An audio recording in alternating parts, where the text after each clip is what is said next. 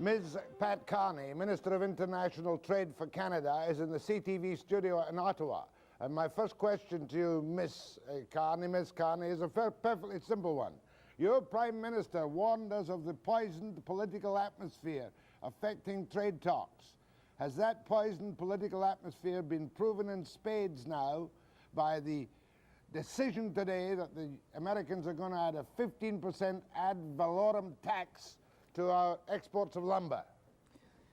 It certainly shows how difficult the climate is and how protectionist the climate is. And it also shows how necessary it is, Jack, that we negotiate a new trade treaty with the Americans, because as long as we have the existing system in place, we are open to this kind of harassment by any interest group in the U.S.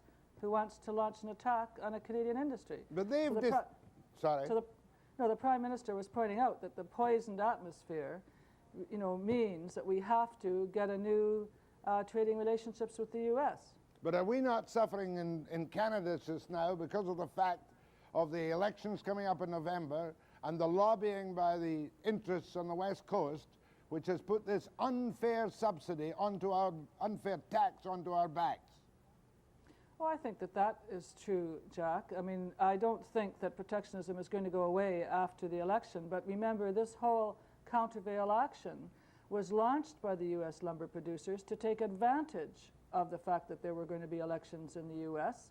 and that they could put pressure on the administration in the process. I mean, nobody, any grown-up British Columbian, I think, can understand that.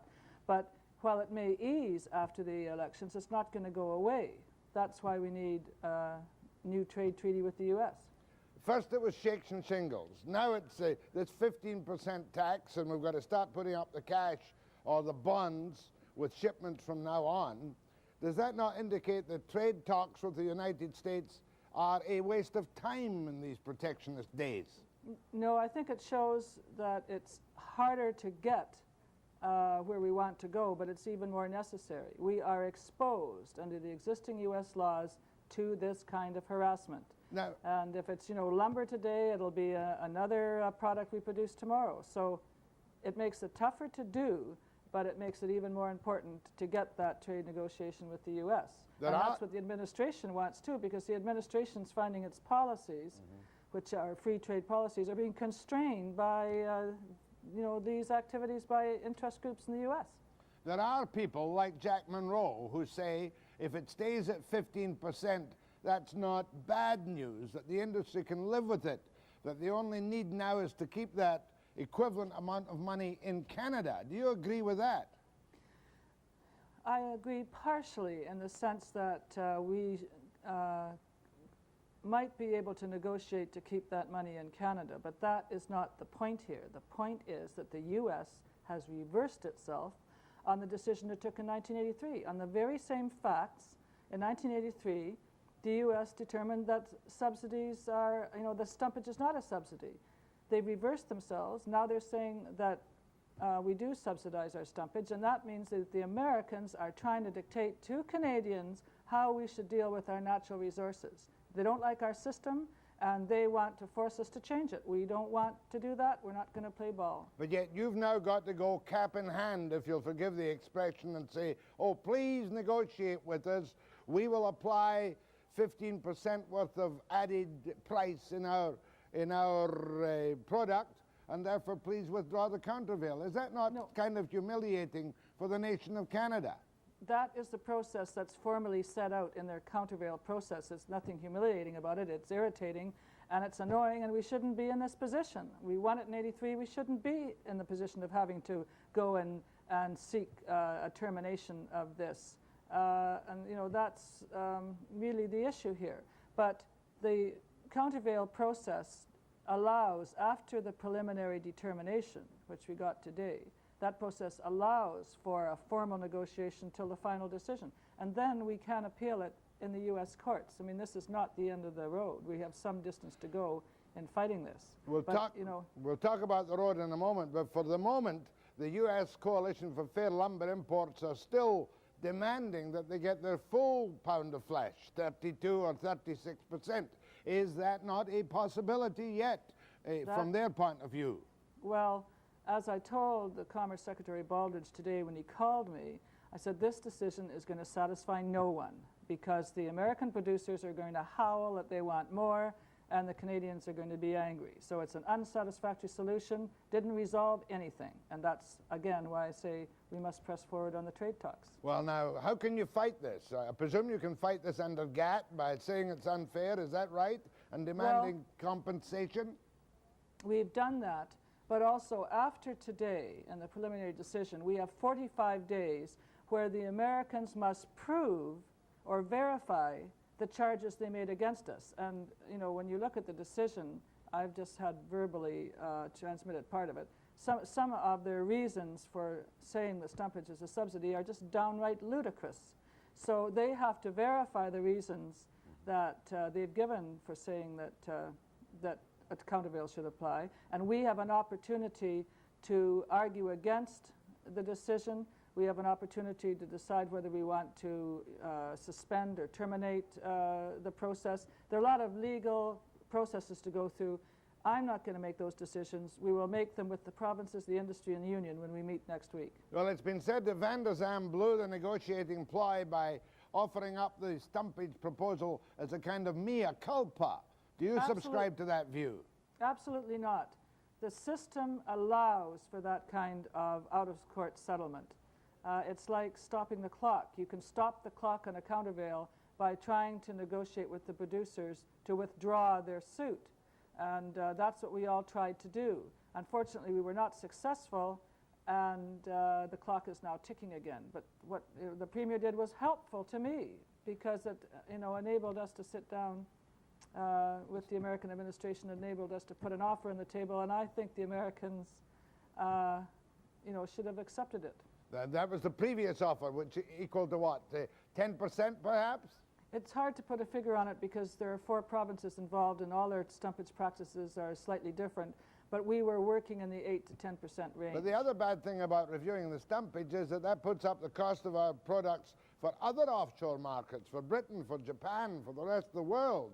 Surely a tax would be simpler and only apply to those things going to the States. That is what the industry originally looked at. That was their preferred option, but constitutionally that's very difficult for a federal government to do. An export tax on a provincial resource gets pretty murky in terms of the Constitution, and the provinces didn't want to go that route. And I was perfectly happy to work with the provinces. They own the forest, it's their jurisdiction, we'll work with their systems and see if we can resolve it. It's going to be a long and messy negotiated fight, which we could still lose with 36% added tax. Am I not correct, Ms. Carney? Well, you are technically correct, Jack, but that is not likely. That was an outrageous proposition by the American lumber producers, but you are right in saying that they're as unhappy with this decision as we are, and they're going to be fighting to increase it. We're going to be fighting to eliminate it. When can we expect some finite developments from your activities, Ms. Carney?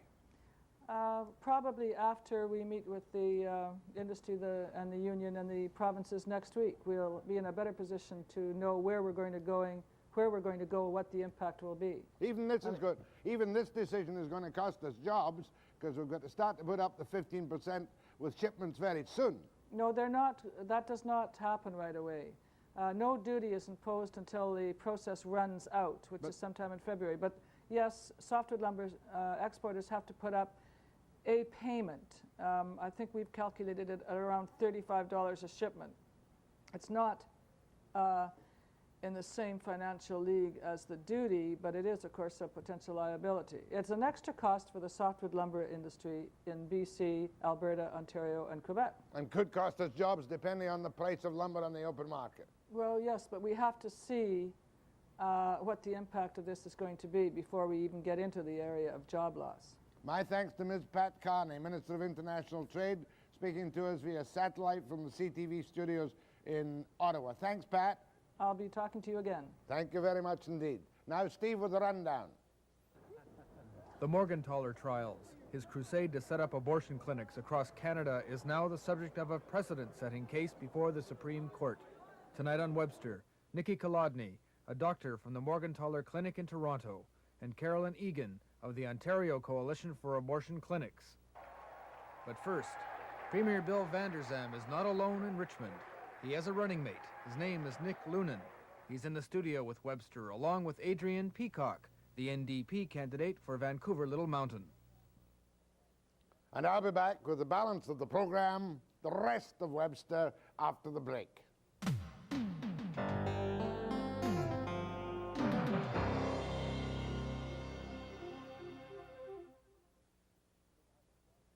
I suppose I can say my nose has been a little bit out of joint because I've been preempted by baseball games, because one thing I wanted to do for sure during the campaign in much greater numbers was to let you meet some of the brand new faces. Not so sure the parties are that much different, but the brand new faces. There are 45 or 46 new social credit candidates, and there must be 30 new NDP candidates. Now, I want you to meet first the man who's running along and hopes to get elected instantly on the coattails of Bill Vander Zalm, Nick Loenen, alderman. Thank you. Who are you, Nick? I'm an alderman in Richmond. I've lived there for 30 years. We've raised our family there. I've carried on a business in residential house building. Non-union? For 18 years. Most residential construction is non-union. Oh, I know that. I realize that. Yeah. And this is your first attempt at political office? No, I've been an alderman for 3 years. Real political office, provincial government. Being an alderman is real. In Richmond it is. This is your first run for provincial government. That's true. That's right true. now. Adrienne Peacock, who are you? You're running in Little Mountain along with?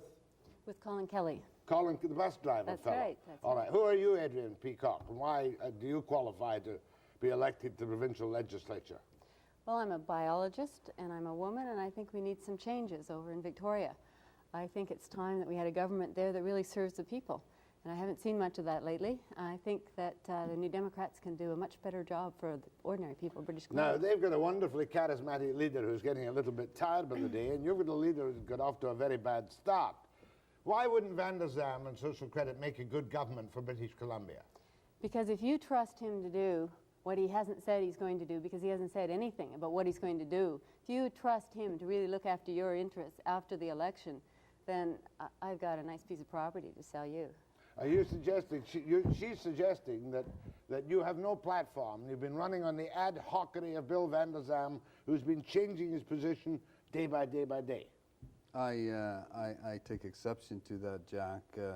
Bill Vander Zalm will declare to anyone, any time of the day, where he stands and what he intends to do. On anything? On anything at all. And that is precisely the quality that I like about him, and I think you'll find that most British Columbians like the open, honest approach that he has instituted. In other words, you're happy that whatever Vander Zalm suggests, you didn't have a party convention, you didn't have any policies, that would be the right thing to happen in British Columbia. Because Vander Zalm is a team player, he responds to the grassroots, and he's going to represent the people of this great province. It's not a dictator, he's not going to institute his own platform, he's going to respond to the needs of the peoples in our communities and throughout the province, and that's the great thing. Give me before I come, all right, respond if you like. You know, Jack, you know that is nonsense, because we know what Mr. Vander Zalm's record in this province is. He's never been a team player. Good gracious. I was at an education meeting last night, and there were people there who remember very clearly what Mr. Vander Zalm was like when he was education minister, as I'm sure you do. No, why would I remember? What was he like? He was confrontative. He was generally considered by teachers themselves to be one of the worst ministers they ever had to deal with, because he set up a confrontation on every single issue. And he wouldn't listen to teachers, he wouldn't listen to parents, he wouldn't listen to school districts. Is that not right? I think we're all Do you remember when he quit and said that his colleagues were weak-kneed and gutless? He was probably right when he said that. Perhaps it's the mark of a true leader. One of the greatest premiers of all times, W.A.C. Bennett, did the same thing. He walked across the floor. And, you know, great leaders are made of tough characters. All right, let me take two short issues. Education. What's needed in education in this province from your point of view? You're led by a school teacher, and what's been wrong with the way Social Credit have been handling education? Well, education has been under attack. It's been under attack ever since the Social Credit government's been in, but it's particularly been under attack since 1982, and to the point where kids don't even have school books. I had a call-in on a talk show the other day where a woman was telling me that she saw her grandchildren in the Caribou using Xerox copies of Dick and Jane because they didn't have any textbooks. Do you know that this government spends more on their ad campaigns than they send on textbooks for our schools? The other thing that I feel particularly offended by is that they put nothing last year into the operating grants of our colleges and universities. Absolutely nothing. It came entirely from the federal government. And that just isn't good enough, because what we've got is one of the lowest participation rates in Canada of people, young people going on to post-secondary education. You forgot student aid. You promised... Student aid is an appalling thing. We've got Mr. Fraser saying, no, if you can't afford it, you don't deserve to go. Go find yourself a minimum wage job, and maybe in 50 years you might be able to afford it. And then you've got Mr. Vander saying, well, we might think about it. And Mr. Brummett saying, we don't know. There are pros and cons. Respond to that in education, because you're the government and you're under attack on that. I'm very much interested in education. Locally, the Richmond Teachers Association issued a questionnaire. We went into great depth with them as to what their needs are. I discussed it with the Premier. He was happy to voice his opinions on those matters. In the first place, he said that there would be additional funding available, within the total constraints of the provincial budget. No, he Second, didn't. if I may, second, it's on black and white, and his signature's under it. Okay, and secondly, he said he would be happy to consider looking at the possibility of early retirement, even to the age of 55, without a penalty to the pensions. To get rid of the older teachers? No, that would. Yes. What it would do, it would create entire retirement opportunities for those teachers that want to. But more importantly, it would alleviate the unemployment situation. Fair enough. Enough on that. You don't have to tell me there are only 377 teachers under 25 in British Columbia. I want to talk from his point of view now. If you were in power tomorrow, the first thing you would do is you would insist that all government construction work be done on union wages, right? What we have said is we would insist that all government construction work be done on fair wages.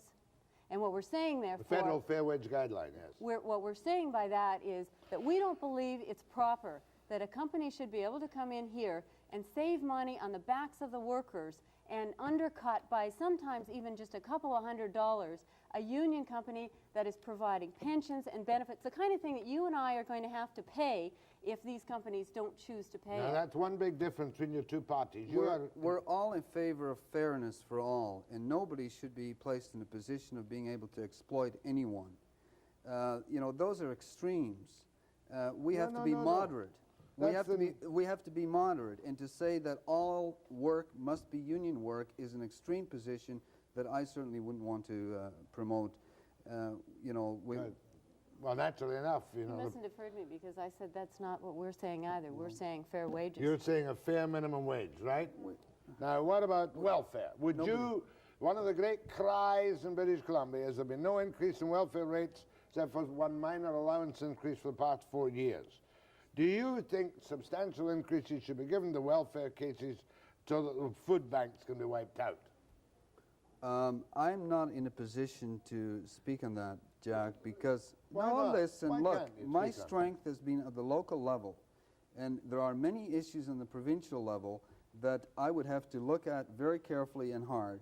And for me, it would be foolish to tread into areas that I'm not competent to deal All right, with. if I'm a welfare case, God forbid, and I come to you and say, will you give me some more money? You'll say, no, I'm not competent to deal with that. Not competent to give me an opinion. No. Okay, we'll get an opinion from you. You would I'm lash out- astonished at this, because I don't know how you can talk about people having to use food banks as not being a local issue. How much more local can you get than people going hungry? I get calls from people who say, I can't eat, and I went to the food bank today, and I happen to be one of those where they ran out of food. I don't know how we can have a province where we can hold up our heads and say that we are fair and just, and have people who have absolutely no food in their cupboard. Okay, now give me your moral positions on casino gambling, Sunday drinking, and what's the other one? Cheap beer. I'd sooner have the province provide cheap milk than cheap beer if I had my own personal way. On the gambling, I'm not particularly happy about it. The Sunday drinking might be somewhat of a different story. Apparently, it has brought down some of the accidents. Okay, rates and so you. on. Okay, we've said that we would allow nonprofit societies to The bingo. engage in, yeah, right. But we have said that we are Sunday drinking, Sunday drinking. I don't think we have any. problem cheaper with that. beer. Look, it was Mr. Vander Zalm that caused the price of beer to rise in the first place. Right. So He doesn't drink it. he may not drink it, but when he so-called, he allowed the price to float, so-called, it just floated up. Enough. This is Nick Loenen, Alderman Richmond, running with Bill Vander Zalm. This is Adrienne Peacock, biologist, NDP candidate in Vancouver, Little Mountain. Little Mountain. You find out what you think of these people by questioning them. Now, after the break.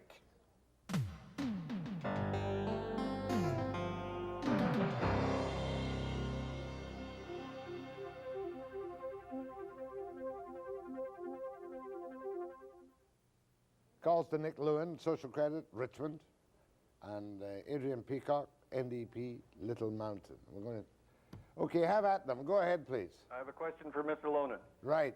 In yesterday's Richmond newspapers, refer back to October 1st nomination meeting, Mr. Vander Zalm promised to bring SkyTrain to Richmond. The advertisement yesterday for Loenen and Vander Zalm, one of the points is expansion of ALRT to Richmond. And yet Mr. Vander Zalm in Creston says, I've never even suggested that we proceed with building it now. Will they please make up their mind and tell us which way they're going? Do they believe in the LRT to Richmond or don't they? Of course we do, and at no time did we promise that it would be done immediately. Mr. Vander Zalm is a great leader. What he was doing is... Oh, can the leader? I just want to know your answer. Okay, thank you. He says... I have one more. Right. Okay. I want to thank you, Jack, for bringing these comments. I've been a conservative for 50 years, and this time I'm voting NDP because I've been watching your debates. Thank you. Do you think that we should spend the money now to put the SkyTrain to Richmond? It's nonsense, and the promises that Mr. Vander Zalm made would come to about $1.5 billion just at the startup, and we haven't even paid for the other one. We just had a big upset over the transit levy that Go was ahead, please. applied.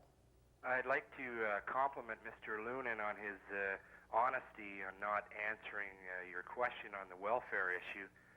And a lot has been made in this election of Mr. Vander Zalm pussyfooting around issues and things. And what I've seen on your debates, Jack, is the NDP seems to me to be pussyfooting.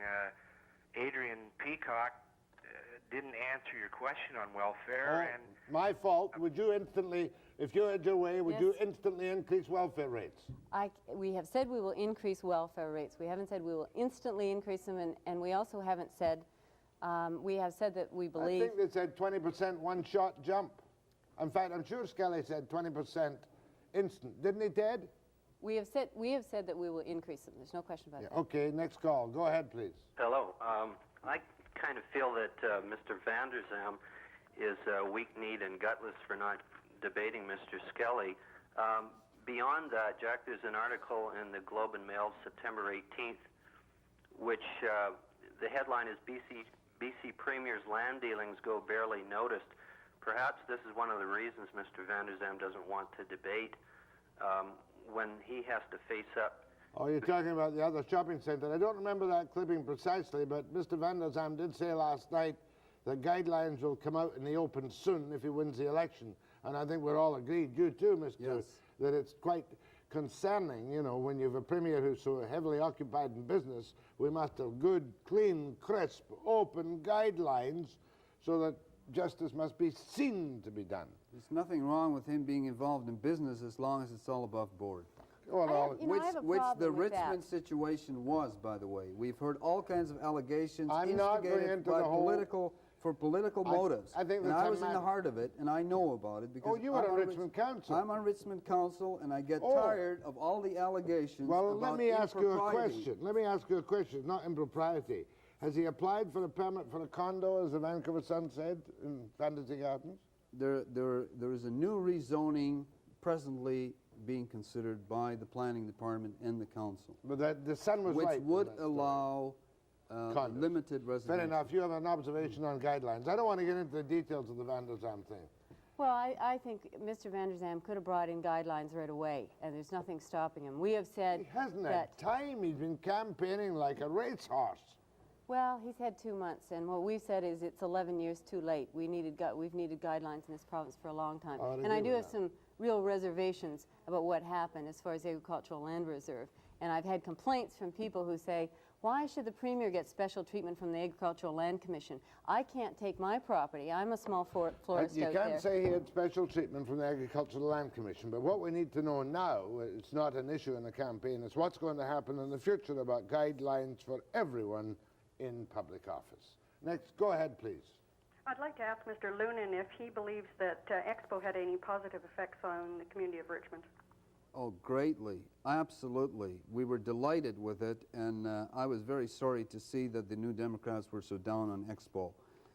It benefited all of us, and certainly in terms of the business activity and also the goodwill among the many residents who took in the visitors into their homes. Okay, It you was got a your great answer, ma'am? experience. You thought it was smashing, right? Yes. Good. Did I think it was smashing? Oh, I suppose so. That's dogma.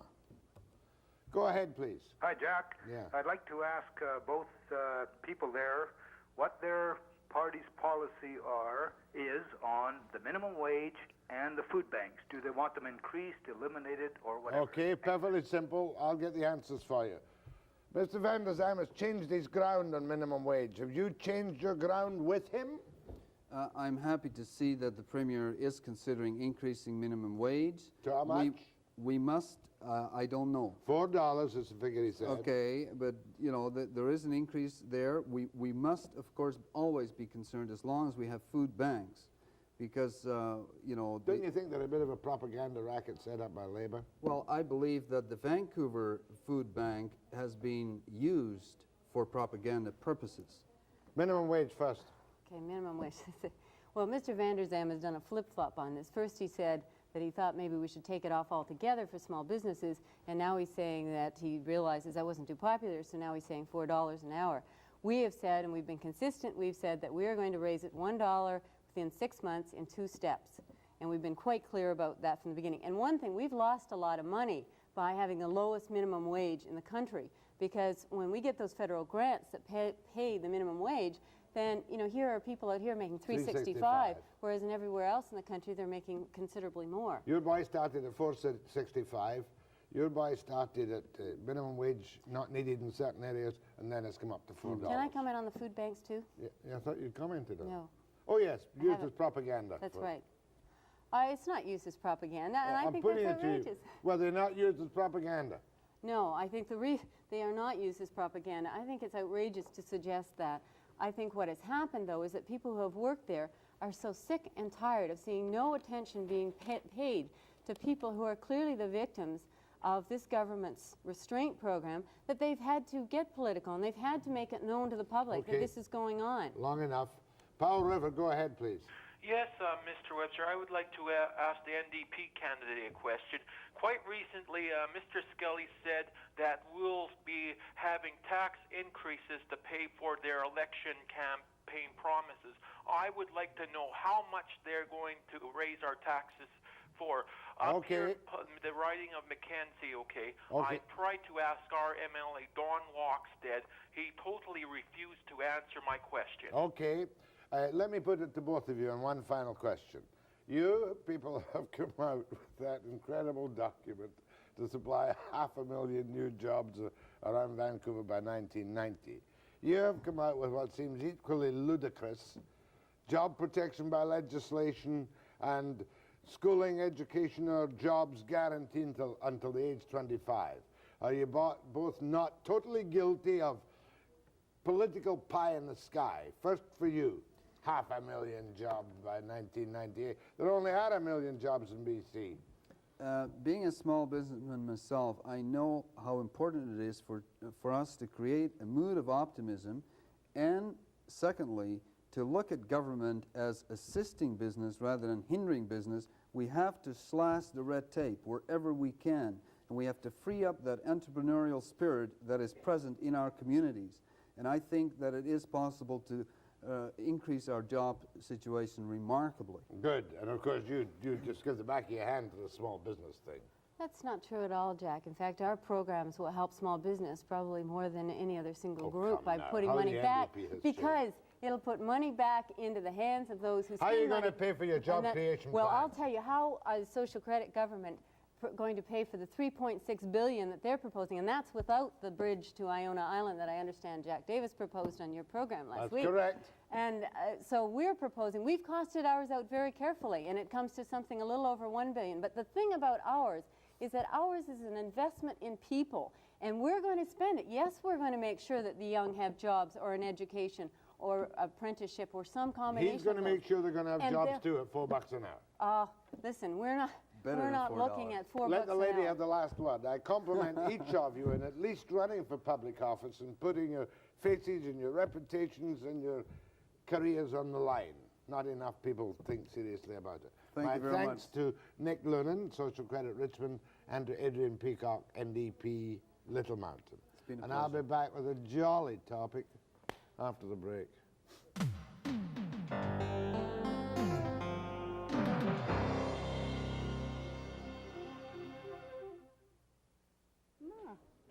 Where do you want that to go? Oh, no, I was just asking him where he wanted this. You are... Carolyn. Where's Carolyn's bloody name? It was there originally, that's me. Nikki Colodny.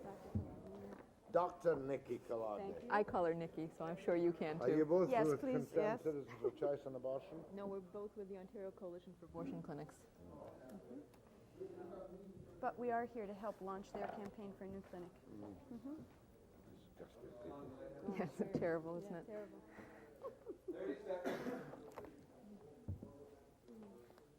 What a way to make a goddamn living. Oh, yeah? My way. Helping people? Your way, oh, okay. Yeah, your way, it is fun. No, it's not fun. Used to be too old. What a- The Morgentaler case and all its legal complications and moral complications has been heard by the Supreme Court of Canada. It'll be some time before we get their specific decision. But everyone in this country has followed all the kerfuffles across the country in Quebec and more recently in Ontario on abortion. Tonight I have two women here. First I have Dr. Nikki Colodny, and then I have Carolyn Egan, and they're both from the Ontario Coalition for Abortion Clinics, and Nikki has been arrested and charged on at least one occasion. That's correct. What were you arrested and charged for? For performing abortions, which I've been doing at the Toronto Morgentaler Clinic since January of this year. What happened to those charges? They were stayed because there was such a large public outcry. This clinic has been open and functioning for 2 years, providing desperately needed abortions to women, and the charges really were stayed because of the large protest against those charges being laid in the first place. Really, they were stayed pending the outcome of the Morgentaler case in the Supreme Court, were they Correct. not? That's correct. What are the issues in the Morgentaler case presently being considered by the Supreme Court? One of the main issues is the constitutional question, whether or not women should have the right to control our bodies, and that's dealt with in Section 7 of the Charter of Rights and Freedoms. Another question is whether or not a higher court has the right to overturn a jury verdict of innocent. Well, acquittal. That's How many correct. times was Morgentaler acquitted? And that was in Quebec, was it not? He was acquitted 3 times in Quebec and once in Ontario. Well, in Britain, if you're acquitted by a jury, that's it. It's over and done with.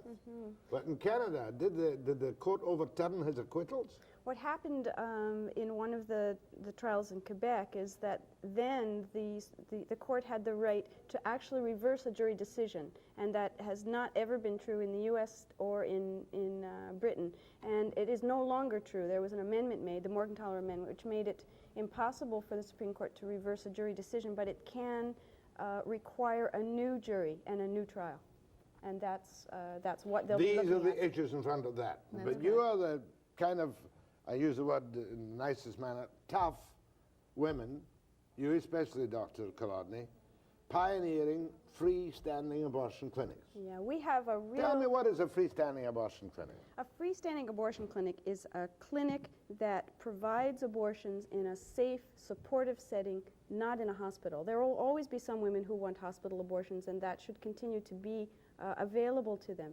But 92% of the abortions performed in the United States today are performed in clinics, freestanding abortion clinics. For which they pay for the abortions? Do they pay for the abortion in your clinic? Well, we would like our clinic to be covered by the Ontario Health Plan. Unfortunately, the Ontario government has refused to do that to this point, but that certainly would be our preference. But if I'm a woman of any age, 15, 14, can I come to you in Toronto and say, please, I seem to be pregnant, give me an abortion? Well, the issue is that we have a real crisis. There's to access, and women who want abortions can't get them. There's a lottery system, and if you're lucky with the lotteries of race, of income, of geography, of kind of being in the know, then you know how to find an abortion. And if you aren't lucky with those things, then you can't get one. And that's the way it used to be before the law was changed, and women were getting illegal abortions, and it's still the same factors that govern whether women have access now. You know, in Canada, we have a national average of 8 weeks delay between when a woman first goes to her doctor and when she gets an abortion. That's unconscionable. That's bad medical practice. It's difficult emotionally. We know each week of delay causes really unnecessary medical problems and unnecessary psychological problems, and the reasons for those delays are the current abortion law. I'm going to come back to you on that. Now, the Ontario Coalition for Abortion Clinics, you're a group of feminist organizations, right? We're a group of feminist organizations, but we also include the Ontario Federation of Labour, the United Church, the YWCA, a large grouping of organizations throughout Ontario. Now, at the moment, are you operating them in Toronto or not? In the sense of the two clinics? Yeah. There are two clinics presently operating in Toronto. What the Ontario Coalition does is provide the political support for those clinics.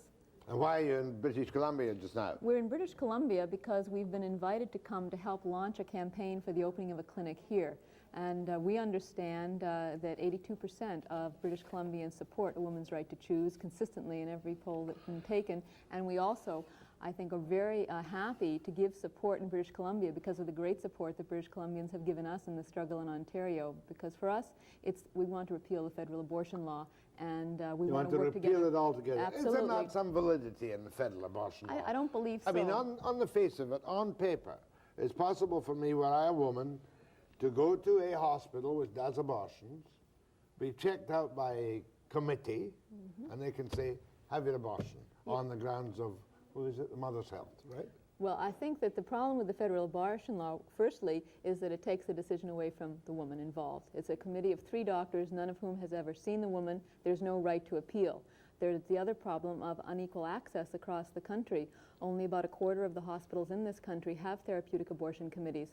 We have situations like in PEI and Newfoundland where no abortions are available, or in Northern Ontario. Just a minute. You're saying in PEI? Yes.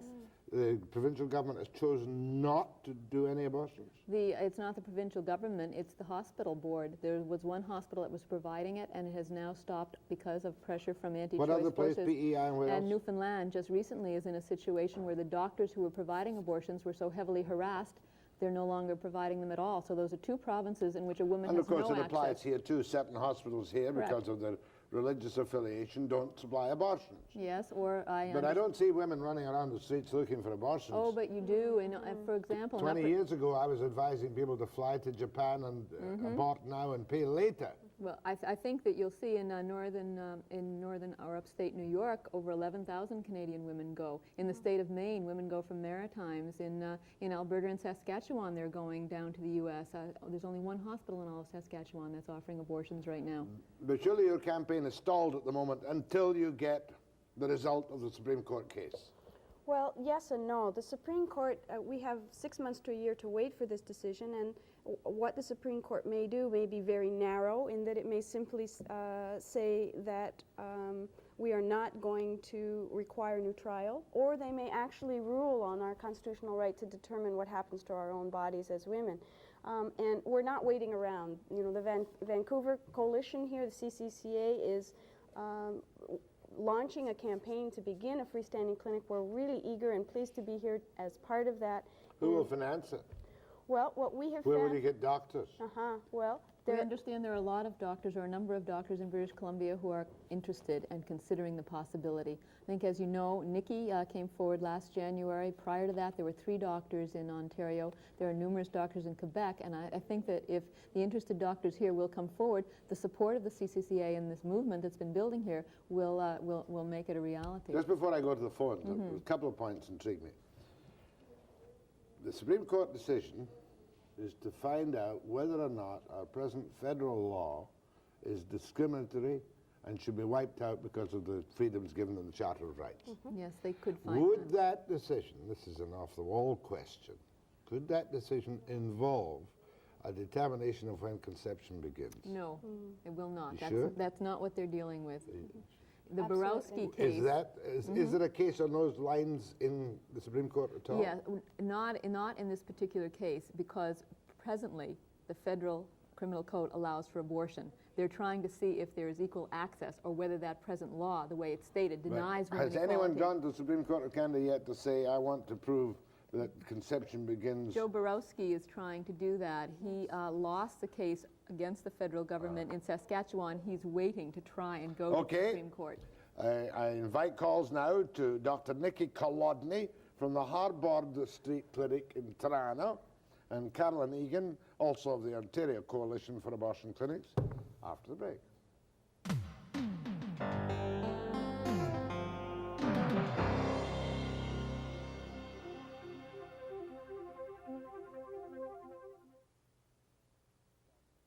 I've got to get back to the charges stated against Nikki Colodny. Under the federal law at the moment, if you do an abortion without a hospital committee, you're breaking the law. Well, that's open to interpretation. The way I understand it, there have been 4 jury acquittals of doctors performing abortions. In other words, the juries in Canada won't convict a physician of performing a safe, certainly the way it seems, freestanding abortion clinic. Absolutely. When am I going? Can't see the numbers. Go ahead, please. How do you do? I'd like to address my comments to the doctor. The other lady whose name I didn't catch and the doctor have mentioned the woman's right to her own body. This is a legitimate case, but when we talk about terminating the life of a child within her, fetus, call it what you like, that's part of another body. It's not like taking off a toenail or a minor surgical deal. I don't understand this. It seems to me the problem these women should be worrying about more is perhaps allowing the primary invasion of their body during which they get pregnant. Do you have I'd like to comment on that. Yeah. I think the views are expressing, everyone has a right to their own personal opinion about these matters. As long as it is women who biologically have the consequences of pregnancy and who socially have the responsibility for child rearing in this society, then it must be women, in consultation with whomever they feel appropriate, who make that decision. As a father, I have a bit of responsibility for child rearing too. It's not just women. Sure. That's almost a sexist comment. Well, I would hope. Do you have something to say? Well, it's not a sexist comment in the sense that you may take a lot of responsibility in your situation, but I think generally speaking, most people would agree that women still bear their major responsibility for child rearing in this society. I also would like to respond around the question of birth control. Birth control fails, and I think women are taking a lot of responsibility around our sexuality, but sometimes it fails. And women are in situations because of economic status, social situations, all kinds of reasons that they feel they are just not in a position to go through with a pregnancy. And that should be their choice, you say. That's right. Go ahead, please. Oh, before I go ahead, this group are meeting Friday, October 17th, tomorrow night at 8 o'clock at the Robson Square Media Center Cinema. That's correct. Okay, go ahead, please. Hello? That's you, ma'am. Yes, my name is Kathy Schulen, and I believe very strongly that abortion should be illegal and that it should remain so. I think there are a lot of alternatives to abortion. I couldn't agree with the former caller more. I also think that they should be giving more attention to by the government and by individuals. To have weak legislation on this matter, we're fostering an attitude of complacency. We're treating only the symptom of a far greater problem. And I think if everyone felt they had the control and influence necessary to change their own lives, there wouldn't be any need to seize control over someone who has no choice. Fair enough, ma'am. Yes, I think the question is that in any country in the world, whether abortions are legal or not, women choose to have abortions, and that's the reality of the situation. You can go to a country like Mexico, over a million abortions are done yearly, though it's illegal, and the deaths, the infections that occur are a travesty, and that's a reality of life. And the question is also that today in Canada, abortion is not illegal, it is just very limited, and the access is a very privileged access. What we're trying to do is allow all women to have that right, not just those who can pay the money to go to the U.S. or negotiate the health care system because of their economic status. Thank you. Go ahead, please. Yes, Jack. Yeah. I've got a general question to both of your guests. I noticed that in TV clips of the pro-life movement or their various groups around the country that there seems to be a preponderance of males. And my question to the ladies there are, what are their general qualifications or experience in promoting their particular interests in this? Pretty broad question, but you can try that, Nick, if you want.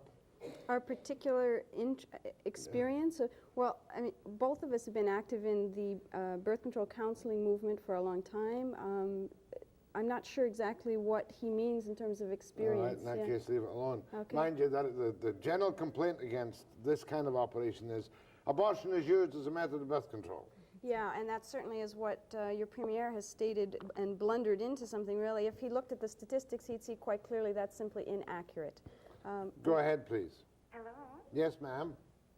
Yes, my question is how a doctor who takes the Hippocratic Oath can justify taking a life through abortion. Okay, there's your question.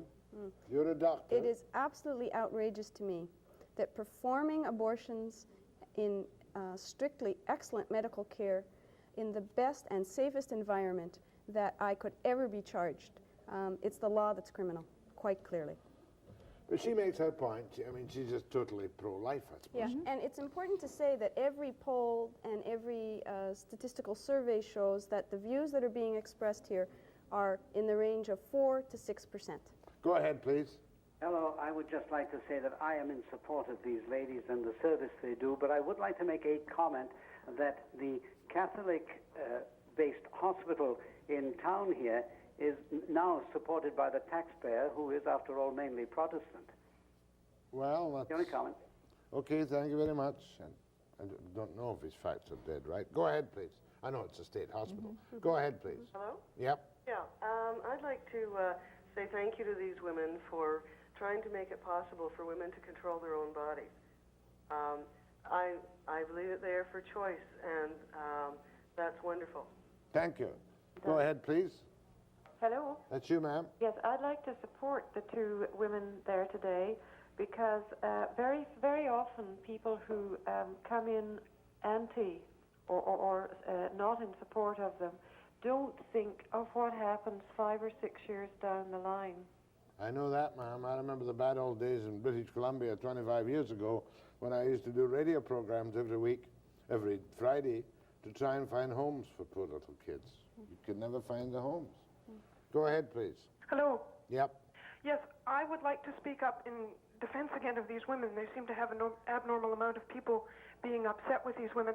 I think they're doing a wonderful job, and it's got a lot of social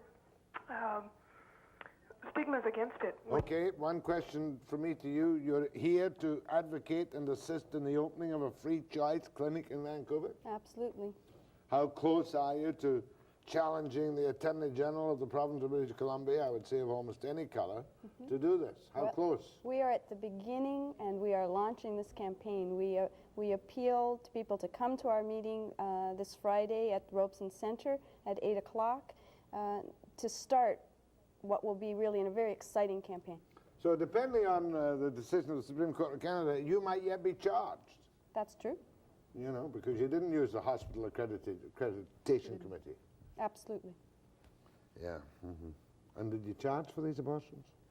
Some of them not. Well, they had money. They'd be asked for a contribution of some kind. We would really prefer they be covered, and okay. They are not. My thanks to Dr. Nikki Colodny and to Carolyn Egan of the Ontario Coalition for Abortion Clinics. And I'll be back after the break.